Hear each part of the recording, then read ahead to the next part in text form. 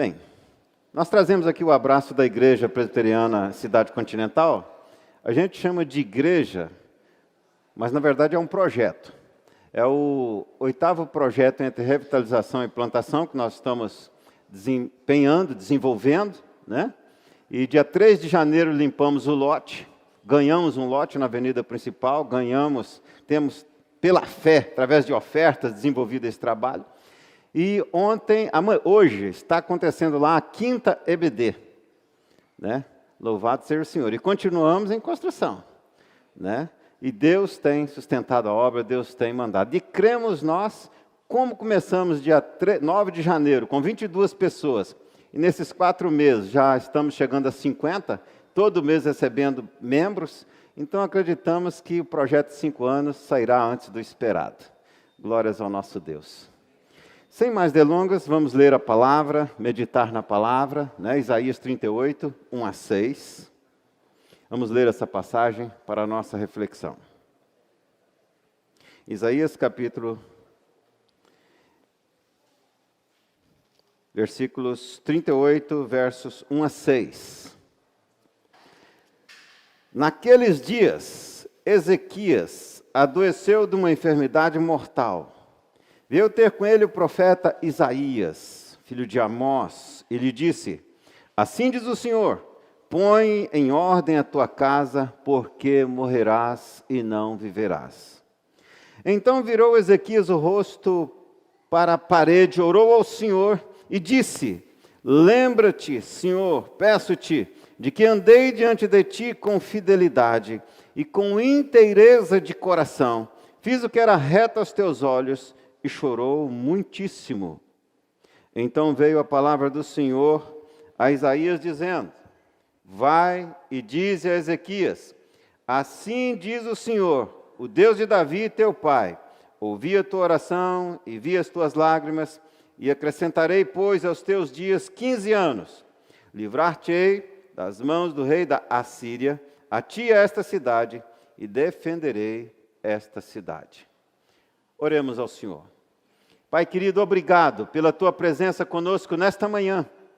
Sabemos que não somos dignos sequer de pronunciar o teu nome, mas sabemos também que o teu amor é maior do que as nossas imperfeições, a tua graça é melhor do que a vida. Então clamamos em nome de Jesus, fala conosco, ó Pai, usa-nos nesta manhã e que saiamos daqui todos edificados, e aqueles que também online possam ser edificados, que todos possamos ouvir a tua palavra e receber a tua ministração, conforme a realidade e necessidade de cada um. Repreenda tudo aquilo que não vem de ti. Nós clamamos e agradecemos em nome de Jesus. Amém. Por conta da filmagem, eu posso me movimentar aqui? Um pouco? Obrigado. Talvez alguém esteja se perguntando: pastor, vai falar sobre uma família, falar sobre privilégios da família que serve a Deus, nesse texto, né? Um texto que trata da doença de Ezequias? Sim. Nós queremos ver alguns privilégios da família que serve a Deus, olhando para esse texto. E antes, diretamente de entrarmos no tema, é bom lembrar que Ezequias é rei de Judá, do Reino do Sul. E essa doença que ele foi acometido, né, e que a maioria das vezes nós exploramos somente esse aspecto dentro do texto, é importante a gente fazer uma nota antes de entrar diretamente no nosso tema, considerando que nos nossos dias tem sido muito pregado que a família que serve ao Senhor, essa não tem problemas. Isto não é verdade. Veja que Ezequias é um servo de Deus. Nesses dias aqui, de um chefe, rei, de um homem, portanto, líder do seu lar, família patriarcal, toda a sua família serve ao Senhor. Ele é servo do Senhor. Só você olhar no texto, no versículo 3, após receber a notícia de Deus, através do profeta Isaías, ele vira para o canto da cama e ele diz ao Senhor: Senhor, andei diante de ti com fidelidade de coração. Andei diante de ti com inteireza de coração. Fiz o que era reto aos teus olhos. Só um homem de Deus é capaz de dizer isso. Para o próprio Deus. Para alguém para quem você não pode mentir, você não pode enganar. E Deus confirma o que ele diz.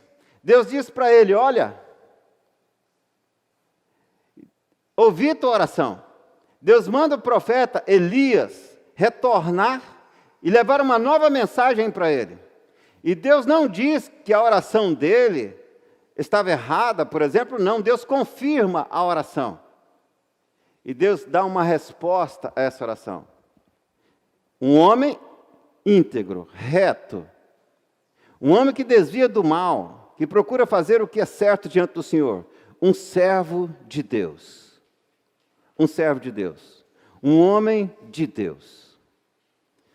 Olhando para esse texto, aqui, nós podemos ver que sim, famílias que servem a Deus também enfrentam problemas. Observe bem que ele tinha problema de saúde, estava acamado, uma doença para a morte, uma doença mortal. O Senhor disse, você morrerá. Ele estava com problema físico, ele estava com problemas familiares. Observe bem que o texto diz, o Senhor diz para ele, coloca a tua casa em ordem, porque você vai morrer. A casa que precisa ser colocada em ordem, é porque não está em ordem. Se estivesse em ordem, não precisava colocá-la em ordem. A ideia daquilo que não está em ordem está desorganizado, está em desordem. Portanto, a sua casa tinha problemas familiares. E se esse fosse o nosso tema, poderíamos estudar sobre a família e discorrer sobre a família de Ezequias, e iríamos observar diversos problemas, inclusive com seus filhos. Mas não é o nosso tema. Ele tinha problemas familiares. Problema de saúde, problema familiar, problema no trabalho, como rei. O rei da Assíria, o grande império assírio, que dominava os dias naquele tempo ali, nos dias de Ezequias, ameaçava invadir o seu reino. E o exército de Ezequias não tinha condições de impedir essa invasão. Ele tinha problemas de trabalho, digamos problemas sociais, e também problemas emocionais. Enfrentou problemas emocionais. Olhando para o texto, e cada ponto desse aqui poderia ser um sermão, eu já preguei alguns deles em outras feitas, observe bem que quando ele ouve a notícia, e Deus diz para ele na boca do profeta Elias, você vai morrer, coloca a tua casa em ordem porque morrerás. Ele virou para o canto da cama e chorou muitíssimo. E você não choraria? Eu choraria também. Receber uma mensagem dessa do próprio Deus, uma mensagem certeira, você vai morrer? Ele chorou muito. Por quê? O impacto de todos esses problemas para alguém que já estava acamado, e agora ele tem também um problema emocional. De fato que a família que é serva do Senhor, que serve ao Senhor, não é a ausência de problemas como alguns têm pregado por aí, mas é a forma como nós enfrentamos os problemas, e a presença de Deus conosco, que nos dá segurança. Sabemos que há um Deus poderoso, muito maior do que os nossos problemas. Talvez você esteja aqui hoje com um problema financeiro, com um problema de trabalho, com um problema de saúde. Nós, nas nossas reuniões de oração, nós oramos por diversos irmãos que estão passando por situações, enfrentamos problemas, mas sabemos que em Cristo Jesus somos mais que vencedores. E que tudo podemos passar pelo problema que vier, mas há um Deus tremendo e poderoso que nos sustenta na palma das suas mãos. Dito isso, nós então podemos ir para o primeiro privilégio que queremos destacar olhando para este texto, de ser uma família do Senhor. O privilégio de ser membro do povo de Deus. Ezequias era membro de Israel, era um israelita, descendente de Davi, da tribo de Judá. Ele era membro do povo de Deus, porque Israel é a igreja do Antigo Testamento, assim como a igreja é o Israel do Novo Testamento. E ele era membro do povo de Deus. Pastor, mas isso é privilégio? Como é? Como é privilégio? Um irmão missionário em um dos países, aí chamado Cinturão Vermelho, que fica ali acima do Cinturão de Ferro, fica acima ali do meridiano de Greenwich, aquela região onde é proibida você proclamar o Evangelho. e compartilhando que a igreja, o local onde ele estava, uma vez no ano, indo ao deserto para glorificar, para cantar, para se reunir como povo de Deus por 3 dias. Irmãos, olha o privilégio que nós temos. Poder vir à igreja todos os domingos, poder estar na presença do Senhor todas as semanas. Por que irmãos nossos hoje, como em alguns países desses, onde há repressão, onde é proibido pregar o Evangelho, por que irmãos correm o risco de serem presos, risco de serem mortos para poder se reunir? Por que correr um risco tão grande desse? Por que irmãos nossos, no tempo de Nero, olhando um pouquinho para a história, né, onde era proibido, Nero que mandou pôr fogo em Roma para queimar, né, os diversos bairros, exceto do cristão, para jogar a culpa nos cristãos. Nero que pegava os cristãos, colocava nos estádios, passava betume, né, e incendiava, porque o cristão dizia que era a luz do mundo, então vamos incendiar, enquanto os gladiadores brincavam nas arenas. Na arena. Por que aqueles irmãos corriam o risco de se reunir às escondidas? Por quê? E até os nossos dias. Correr risco de morte, risco de prisão, no caso do missionário, de ser deportado. Por quê correr esse risco? Porque entendem, compreendem o privilégio de se reunir. Nós estamos aqui agora fazendo uso da internet. Isso é muito bom, a internet é uma benção. Irmãos que estão em casa, que não podem vir, estão compartilhando desse culto. Mas essa bênção não elimina o outro privilégio, que é a fogueira acesa, da igreja reunida, dessa comunhão tremenda que nós podemos ter. Se você olhar a igreja primitiva, Atos 2, 42 a 47, né? E ali começa, e o texto diz que se reuniam todos os dias. Por quê? E foram perseguidos na diáspora, todos tiveram que fugir de Jerusalém, somente os apóstolos ficaram ali. Mas por que tão importante se reunir? C.S. Lewis, né? Escritor, teólogo, aí também autor das famosas filme, né, famoso, até tornou-se um filme do livro Crônicas de Nárnia. E ele diz que quando se converteu, ele pensava que não precisava ir à igreja. E ele dizia, posso ser crente em casa. E é interessante, porque nos nossos dias tem crescido muito esse número dos desigrejados, que têm pensado exatamente isso. Mas C.S. Lewis diz que, até que certo dia, estudando a palavra, o Espírito Santo então tocou no seu coração e ele entendeu que se ele não se reunisse junto à comunidade, ele não participaria dos sacramentos. E como servo de Deus, ele não podia ficar sem essa comunhão. E a ceia, muitas vezes, é chamada também de comunhão, né? Koinonia. E então ele diz que, aí ele entendeu que ele precisava fazer parte em alguma comunidade. É um grande privilégio poder fazer parte da igreja visível, fazer parte da família de Deus, que assim é chamado.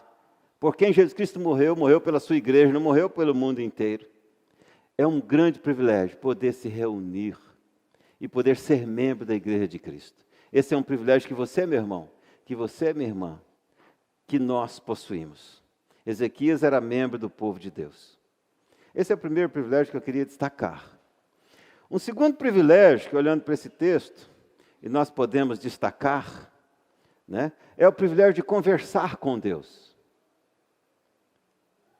Quantos aqui conversam com Deus todos os dias? Conversam com Deus? Levante a mão, por gentileza. Amém? Todos os dias poder conversar com Deus. Vamos montar uma simples ilustração para olharmos a grandiosidade desse privilégio. E eu costumo dizer que se o único privilégio de ser servo de Deus fosse conversar com Deus, eu queria ser servo de Deus. Imaginemos nós que resolvesse fazer uma reunião, presidente Biden com Xi Jinping, da China. E precisam conversar, fazer uma reunião, sorteasse um país. Onde vamos fazer essa reunião? Caísse no Brasil, sorteasse um estado, caísse no Espírito Santo, sorteasse uma cidade, em Vila Velha, sorteasse uma residência na sua residência. Olha, se fosse na minha casa, eu ia fazer igual pavão quando está fazendo roda, né, assim, ó. Todo feliz, ó. Imaginou? Segurança, repórter. Os maiores repórteres, né? Aí, emissoras do mundo inteiro, entrevista, quer saber o que foi dito. Honra, né? Estar ali conversando com presidente de duas potências. Quem são esses homens? Daqui 100 anos, algum deles estará vivo? Ninguém estará vivo. São mortais, são homens. Mas você poder conversar com Deus, tem ideia do que é isto? Veja que Ezequias ouviu Deus. O profeta foi, falou, e o que foi que o profeta disse para ele? Olha, põe tua casa em ordem. Você está doente? Você vai morrer. Ele ouviu, ele deu ouvidos. E ele falou, ele orou e Deus ouviu. Ouvi tua oração, diz o texto. Que privilégio, irmãos. Há pouco tempo atrás, vendo uma reportagem, um avião que caiu lá no continente asiático, destroços foram encontrados aqui na Patagônia, no sul da Argentina. Trazidos pela corrente marítima. Pense bem, aquele que controla as correntes marítimas, correndo no fundo dos oceanos. Aquele, como diz Isaías 40, logo adiante aqui, sobre a majestade de Deus, que todas as populações da terra juntas, na verdade todo o planeta, ele diz que é como um pingo d'água que cai de um balde. Mas aí ele pensou, mas está muito grande. Ele diz assim, são menos do que nada. Eu gosto de traduzir essa palavra do hebraico para o português como invisíveis aos olhos do Senhor. Se olhar esse nosso Brasil, quanto é grande, imagina esse país inteiro, a terra inteira, quanto é grande, quanta gente tem nesse mundo, dizer que todo mundo junto é invisível, de tão pequeno que é aos olhos do Senhor. Agora, quando eu olho para o universo, as estrelas, segundo a ciência, muitas delas maiores do que o nosso planeta. Diz a Bíblia que Deus chama cada uma como? Pelo seu nome. E quantas faltam? Quantas? Nenhuma vem a faltar. Muitas dessas estrelas, muito maiores do que o nosso planeta, rodando por aí, chama cada uma pelo seu nome, governa, controla cada uma. Nenhuma sai de órbita, não há nenhum acidente, nenhum descontrole. Deus tem tudo sob controle. Você poder conversar com aquele que governa o universo, com aquele que tem o poder de dar a vida, de tirar a vida. Com esse que disse Ezequias, olha, ouvi tua oração, não vai morrer mais não, vai viver 15 anos mais. Olha, o rei da Assíria que te ameaça não vai mais invadir aí nos seus dias. O Deus que tem todo o poder, quando nós oramos, tudo se torna possível, porque para o nosso Deus não há impossíveis. Não é tremendo? Você poder conversar com Deus. Você poder falar com Deus, saber que Deus te ouve. Você quer um privilégio maior do que este? Para mim, se fosse o único privilégio de ser servo do Senhor, então eu queria ser. Só para poder conversar com Deus. Sobre recomendação médica, né, eu caminho pelo menos 1 hora por dia. Exceto o dia que está chovendo, né? 1h30 é média que eu caminho por dia. E eu gosto de caminhar orando. Os irmãos da igreja que eu pastoreio já sabem, olha, às vezes passam perto de mim, se estou na caminhada, nem vejo. Porque às vezes até me emociono um pouco, né? Alguém passa, deve estar um louco aí, né? Até choro um pouco. Porque como é gostoso conversar com Deus. E eu, alguns anos atrás, comecei a usar isso em aconselhamentos.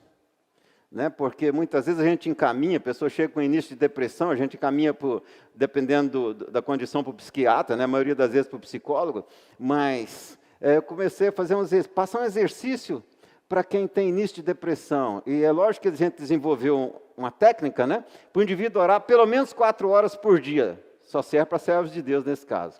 Oração só de gratidão, e eu descobri que várias pessoas foram curadas com isso, inclusive uma psiquiatra, soube disso, pediu para eu passar isso para uma paciente dela. Eu falei, ó, a senhora que é a doutora, não sou eu, não. Entendo nada disso, não. Mas, que maravilha! É saudável, é bom para a mente, é bom para a alma, é bom para tudo. E você ainda ganha intimidade com Deus. Enquanto você está dirigindo, o que você está fazendo? Você está pensando em alguma coisa. Alguém dirige aqui pensando só assim, estou dirigindo, entrar aqui. Alguém dirige o carro pensando assim? Não, você pensa tanta coisa. Então eu dirijo dirigindo, eu dirijo orando quando estou sozinho. Eu vou caminhar orando. Eu digo para quem trabalha, vai limpar a casa, fazer uma limpeza em casa. Você consegue fazer uma comida ou limpar a casa sem pensar alguma coisa? E a maioria das vezes nós estamos pensando em quê? Problemas, situações. Substitui esses pensamentos por oração, principalmente oração de gratidão. Como é gostoso falar com Deus, com esse que tem todo o poder nos céus e na terra. É maravilhoso poder falar e saber que Deus nos ouve. Deus ouviu Ezequias, mas Deus não ouve a oração de qualquer um não, irmãos. Provérbios 28, capítulo 28, versículo 9, diz que até a oração daquele que não dá ouvidos a Deus é abominável, é nojenta, cheira mal, é desagradável, Deus não dá atenção. Provérbios 28, 9. Até a oração daquele que não dá ouvidos a Deus. Então não é só orar, tem gente que ora, mas a oração dele é abominável. Ele não dá ouvido a Deus, Deus está falando, ele não quer ouvir. Não quer dar ouvidos. Nós temos que ouvir Deus. Falar com Deus não é tão complicado, mas ouvir Deus, às vezes, nós escutamos tão pouco, temos às vezes uma dificuldade de ouvir Deus. Veja que Ezequias ouviu, e nós precisamos ouvir. E Deus fala, Deus está falando aqui agora. Deus está falando com você que está em casa. Deus está falando conosco. Deus fala através dos profetas dos nossos dias, que são aqueles que se levantam para falar a palavra de Deus em nome do Senhor Jesus. Deus fala através de situações que nós vivemos no nosso dia a dia. Deus fala o tempo todo. Eu parei de fazer isto, mas no tempo em que eu era pastor lá do Natanael e que vergonha! Da Maria Helena, né, lá em Itacibá. E eu me lembro que eu tinha o costume de todos os dias anotar na minha agenda o que Deus falou comigo hoje. Irmãos, de vez em quando eu parava para ler aquela agenda, eu chegava a me arrepiar. Deus fala com a gente cada coisa. Se alguém quiser fazer esse exercício, só comprar uma agenda, todo dia você anota lá 2 frases. Não, muita coisa não. Hoje, mais forte que Deus falou isso comigo. Deus falou isso comigo. E uma coisa que eu aprendi é que às vezes Deus manda um remédio antes da doença, porque Ele é o médico dos médicos. Às vezes Deus fala alguma coisa com a gente hoje, e você lê a sua agenda 3 meses depois, você observa que 30 dias depois, vem uma situação que Deus falou com você antes que aquela situação acontecesse. Te preparando para aquele momento. Como é maravilhoso ouvir Deus. Mas o nosso problema é que muitas vezes, e alguns até falam muito com Deus, mas não param para ouvi-lo. Deus fala conosco o tempo todo, através dos profetas, através da palavra lida, através da palavra cantada. Por isso não cantamos qualquer coisa em nossas igrejas. Através da palavra, né, da reflexão na palavra, Deus fala conosco o tempo todo. E precisamos ouvir Deus. Eu estou falando sozinho o tempo todo. Quando alguém quiser falar, levanta a mão bem alta aí, tá? Para eu ver.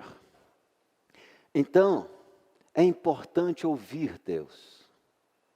E a família que serve ao Senhor é uma família privilegiada porque é membro do povo de Deus. É uma família privilegiada porque ela fala com Deus. E também ouve Deus. Ela conversa com Deus.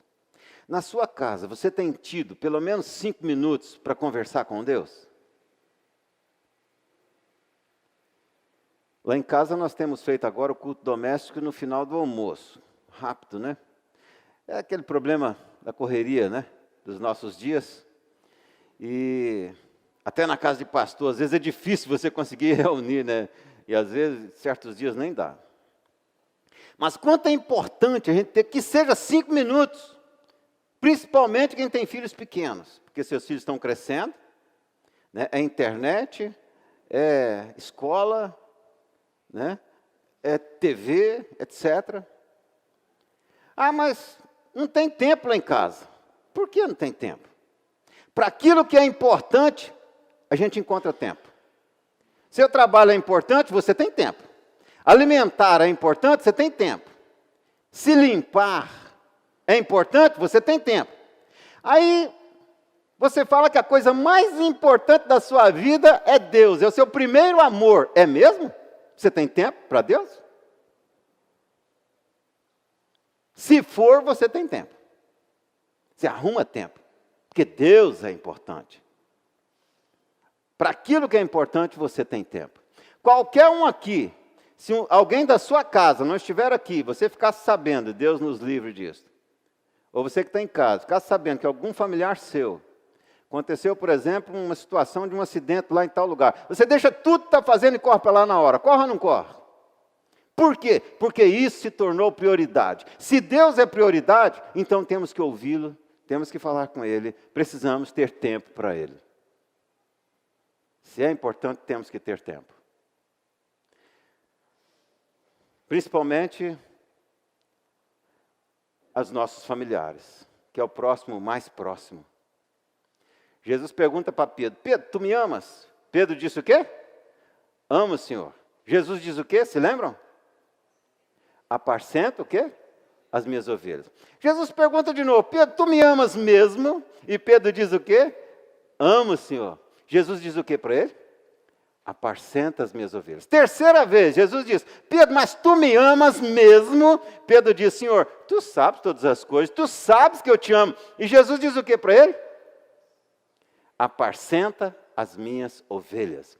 O que é apacentar a ovelha? Era uma profissão, na época, pastor de ovelhas. Pedro, vai trabalhar. Tu disse que me ama? Me negou 3 vezes atrás. Vai lá e prova que você me ama agora. Trabalha, demonstra isso. E Pedro, dali por diante, foi um outro homem. Pedro provou isso. Tanto que, a Bíblia não diz isso, segundo a tradição, Pedro foi condenado à morte de cruz. E ele disse, não sou digno de morrer como meu mestre. Crucifica-me de cabeça para baixo. Pedro provou. Se você ama Jesus, o amor não pode ser só de palavras. 1 João 3,18. Filhinhos, amai-vos não de palavra e de língua, mas de fato e de verdade. O esposo que ama a esposa que ama o esposo, os filhos que amam os pais que amam os filhos, demonstra isso. Em atitude, em ação. A atitude, a ação é a demonstração disso. Se amamos a Deus, se Deus é Senhor no nosso lar, temos que ter um altar para Ele na nossa casa. Temos que ter pelo menos 5 minutinhos por dia para ouvir e para falar com Ele. Amém? Pastor, sobre o tempo. Eu nunca tive tempo para nada. Saía, levantava, saía correndo para o trabalho, não tinha tempo para nada. Aí o que eu fiz? Se eu tenho tempo para trabalhar, se eu tenho tempo para ver televisão, se eu tenho tempo para caminhar na praia com a Delma, por que não ter um tempo para fazer um culto doméstico? Uhum. Uma coisa que eu sou recriminado até pelos meus filhos. Todos os dias, 4h30 da manhã, o relógio desperta. Eu levanto, mas ela e vão para a sala fazer o nosso culto doméstico. Então o tempo tem. Eu acho que é só fazer o tempo, né, pastor? Fabricar o tempo. Se Deus é prioridade na sua vida, você tem que ter um tempo para Deus. Para gastar com Deus, para ouvir Deus, para falar com Deus. Isso é indispensável. E uma coisa que eu tenho aprendido, na construção, nós estamos trabalhando em construção, tem 29 anos de ministério, e desde quando a gente saiu lá da primeira de Cariacica, a gente tem trabalhado com essa questão de revitalização e plantação de igreja, e uma coisa que eu tenho aprendido, que eu tenho trabalhado praticamente sem dinheiro. Mas chegou para nós uma irmã, uns 30 dias atrás, e disse assim, pastor, vamos vender aqui uns cachorro-quentes, um negócio para a gente fazer dinheiro, para a gente construir. Eu falei, não, vamos nada. Vamos construir essa igreja nas ofertas. Irmãos, eu tinha 170 mil para gastar naquela construção. A gente já gastou mais de 250. Ontem passou alguém e disse assim, pastor, que a janelinha que você colocou na frente ali, muito pequenininha, muito simples. Vamos pôr uma janelona bonita de fora a fora. Eu vou doar 2 janelas. Aí veio outro irmão, um empresário aí de Vitória, falou assim, irmão, pastor, o que você está precisando? Eu preciso pôr piso nas salas ali em cima. Ele disse, 20 mil dá? Falei, dá. Eu falei, então eu vou doar 20 mil. Irmãos, ouvir Deus, falar com Deus. Estava em Cariacica Sede, trabalhando na plantação da igreja em Cariacica Sede. Ficamos 1 ano lá, ninguém convertia naquele lugar. Um bar de 117 anos, nunca tinha tido uma igreja presbiteriana. E aí eu comecei a andar, andei 1 ano, que eu gastei tênis, andando naquela cidade. Andava e orava. Só fiz isso, parei tudo que eu estava fazendo, todos os meus esforços, então fui orar. No outro ano chegaram 22 pessoas. Confia em Deus, descansa nele, espera nele. E o mais? Busque a Deus e Ele abrirá as portas para você passar. Mas se você for na sua força, porque não tem tempo para Deus, Ele vai falar assim, ó, ah é? Vai sozinho então, você é forte, você é capaz. Ah, tudo bem, vai, vou ficar daqui olhando. Aí você escolhe, você quer que Deus faça? Aí eu disse isso para a irmã, olha, eu não vou me esforçar para ficar fazendo isso aqui não, vai dar pouquinho dinheiro aqui. Deus vai mandando, nós vamos orando e vamos evangelizando. E Deus vai fazer aquilo que nós não podemos fazer. Nunca levantamos uma construção, faltasse R$1. E nunca fiquei pedindo nada para ninguém. A gente vai orar, a gente divulga, dá oportunidade, quem quiser ofertar, quem quiser, e Deus levanta e Deus faz, porque a obra é dele, a nossa vida é dele, eu sou dele. Se eu sou dele, meus problemas é de quem? Dele. Suas alegrias das suas famílias também são de quem? Dele, porque a sua família é dele, mas coloque ele em primeiro lugar na sua vida. E então você poderá sempre dizer, toda honra e toda glória a ele. Ô glória, falar igual o irmão pentecostal, ô glória! Mas tem que buscar a Deus. Tem que buscar a Deus de fato e de verdade. Muitos jovens estão chegando nas universidades e estão desviando. E uma mãe disse assim, pastor, porque como diz a Bíblia, se seu filho desviar, mas aí ele vai voltar. Eu disse, a Bíblia diz isso não, a Bíblia diz que teu filho, chegará a ser velho e não desviará dele. Ensina a criança no caminho que deve andar. E quando ela for velha, ainda assim não se desviará dele. Mas, universidade, você sabe, enxurrada de ideias, principalmente quem vai para determinada área, como filosofia, sociologia, etc. Mas aí, você precisa desta forma. Você precisa ensinar, gastar tempo com seus filhos em casa, porque lá não faltará quem venha com pressão em cima deles, que eles estarão vacinados, e ao ouvir serão luz. Serão luz, serão bênção. Vamos para o terceiro privilégio. Alguém quer perguntar, comentar, acrescentar, discordar, falar nesses 2 pontos? Vamos para o terceiro. Terceiro privilégio que nós queremos destacar aqui, vimos o primeiro, o privilégio de ser membro do povo de Deus, a família, membro do povo de Deus, a importância da igreja. O segundo privilégio que nós vimos é o privilégio de conversar com Deus. É um privilégio tremendo, eu até me emociono ao falar desse privilégio. É maravilhoso, porque tem gente que ora, mas não conversa com Deus. Fala, mas não ouve as orações, não ouve as respostas de Deus. Porque Deus pode também responder, não vou te dar isso, mas só que você ouve a resposta, você tem certeza que Deus te respondeu. E a resposta de Deus, ainda que não, ela é maravilhosa, porque a vontade de Deus, e a vontade de Deus é o melhor para a nossa vida, ainda que nós não compreendamos. Certa feita orávamos para Deus curar alguém, e Deus levou essa pessoa. E alguém muito triste, pois é, Deus não curou, eu disse, curou, está na glória, está com o Senhor. Está melhor que nós. Não curou do jeito que a gente queria, mas às vezes a morte é a cura. É do jeito dele. Às vezes a gente não quer a resposta de Deus, Não é o que a gente quer. Mas Deus é maravilhoso. O terceiro privilégio é receber bênçãos especiais de Deus. Ezequias recebeu bênção especial de Deus? Sim? Qual a bênção que ele recebeu especial? Oi? Mais 15 anos. Só isto? A vitória contra os assírios. E viu os sinais, a forma da cura da sua doença. E a doença dele, irmãos, a gente vê que eram tumores pelo corpo todo. O homem estava acamado já. Oi? Muitas bênçãos, na verdade, caíram sobre a casa dele, sobre a vida dele, sobre a família dele. Mas para isso temos que buscar a Deus em primeiro lugar. O terceiro privilégio, portanto, são bênçãos especiais. Talvez alguém diria, pastor, mas todo mundo recebe bênçãos de Deus. Eu conheço fulano de tal, ou fulana de tal, que é corrupta, que é uma pessoa complicada, com a vida toda errada, está lá com saúde, com 80 anos de idade. Todo mundo recebe bênçãos de Deus. Sim, Deus manda a chuva para os bons e manda para os maus. Deus manda o sol para os bons e manda o sol para os maus. Deus manda a peste, como a Covid também, morre gente ruim, mas morre gente serva de Deus também. No entanto, há algumas bênçãos somente para aqueles que servem a Deus, para as famílias que servem a Deus, para os servos que servem a Deus. Pastor, mas lá em casa só eu sou servo de Deus. Era só José no Egito para começar. Deus abençoou a casa onde ele estava inteiro. Depois Deus abençoou o país inteiro, porque havia um homem de Deus naquele lugar.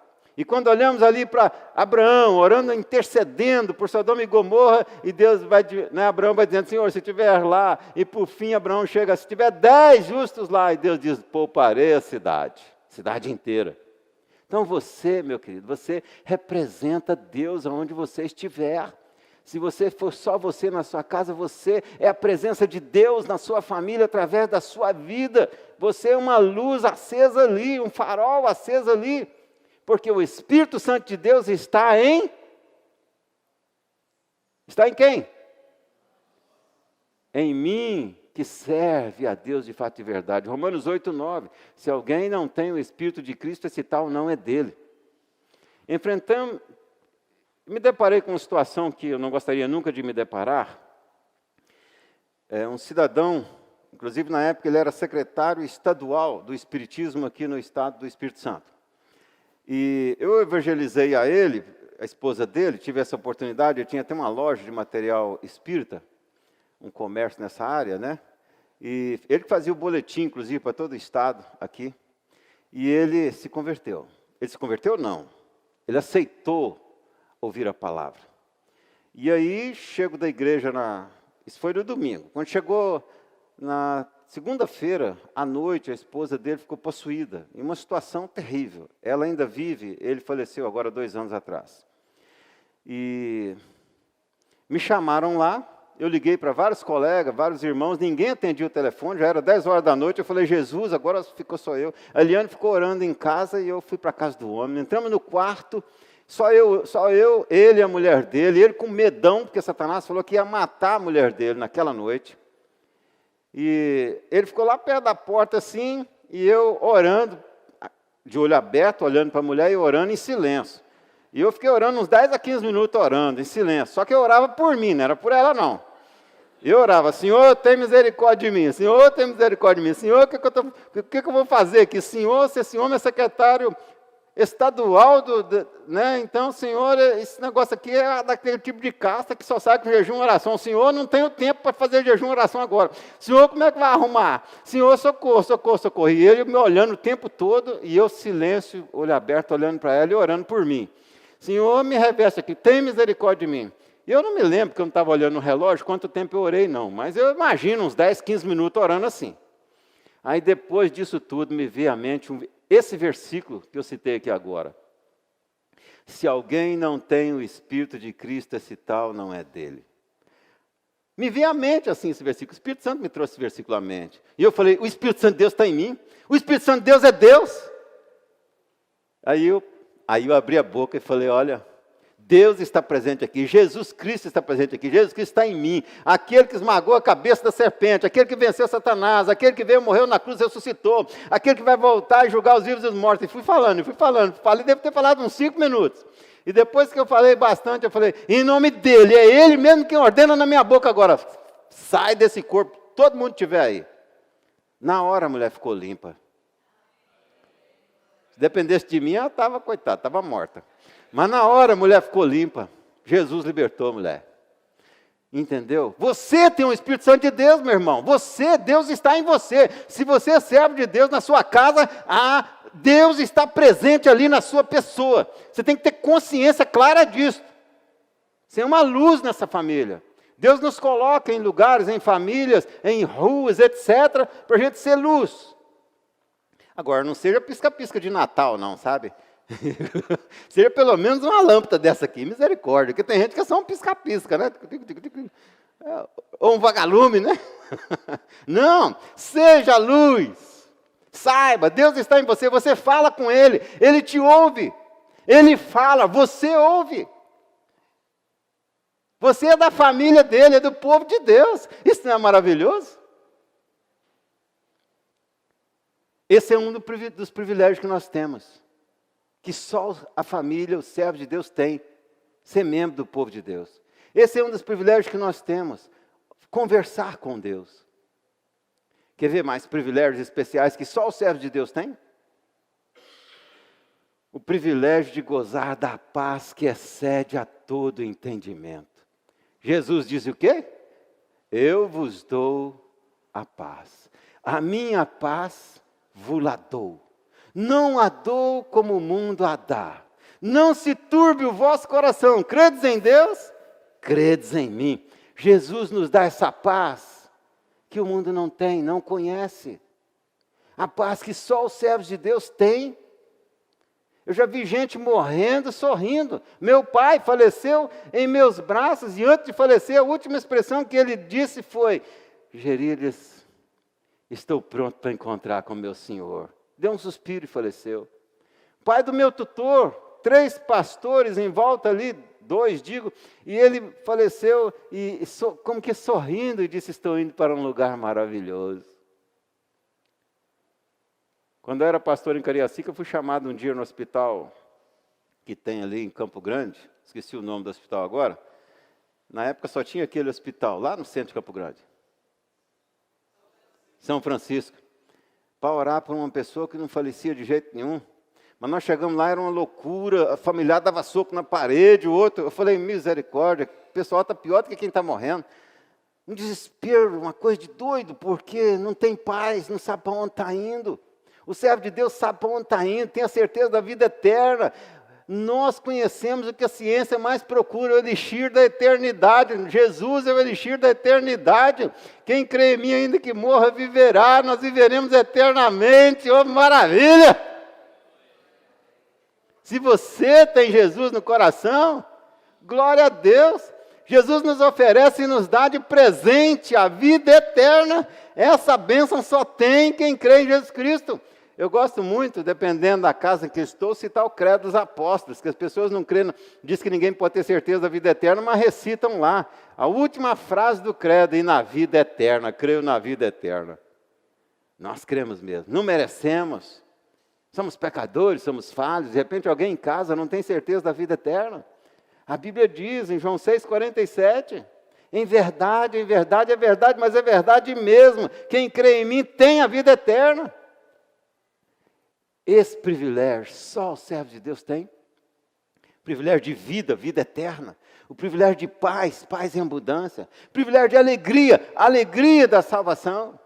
Uma alegria que é constante, que é contínua, que é diferente, que só os servos de Deus conhecem.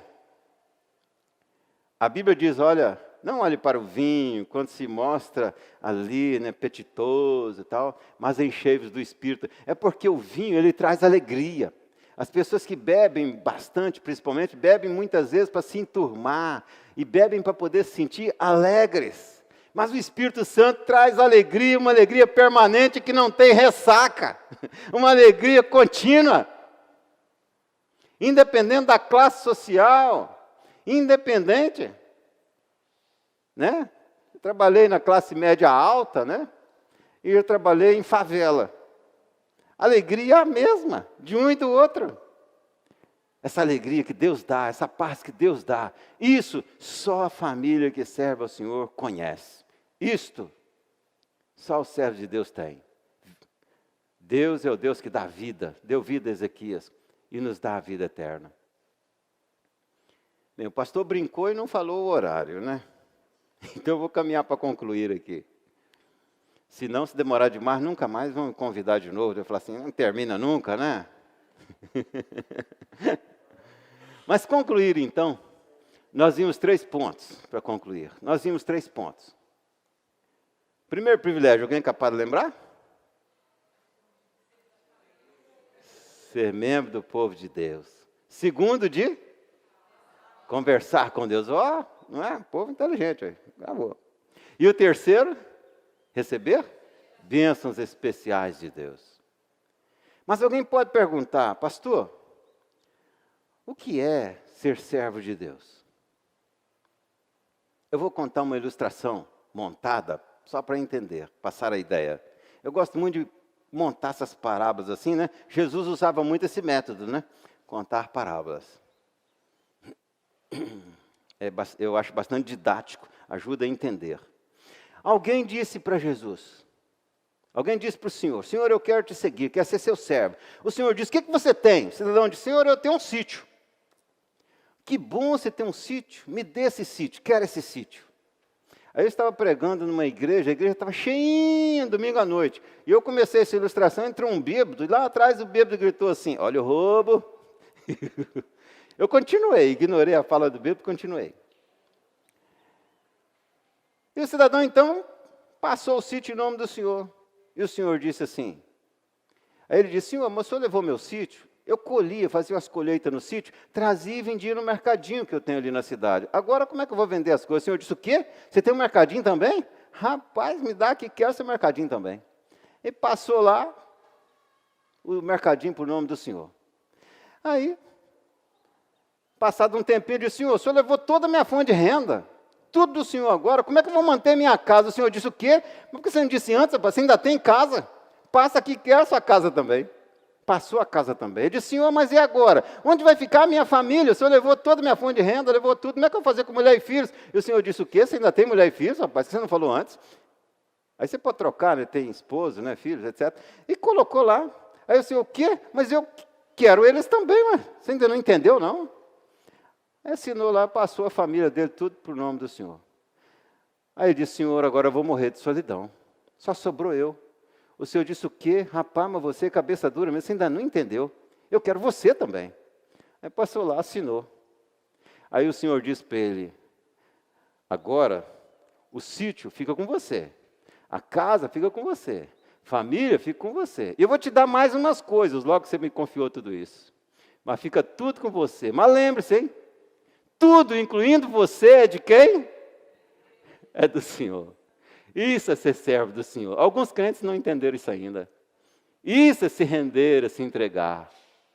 Tudo é de Deus. Eu sou de Deus. Minhas alegrias são de Deus. Meus problemas são de Deus. Por isso você deita e dorme tranquilo. Porque você diz, está na mão de Deus, são de Deus. Nem você é seu ou sua. Tudo é de Deus. Então fica tudo com você. E aí sim, você pode caminhar seguro e tranquilo, porque Deus está no controle de tudo.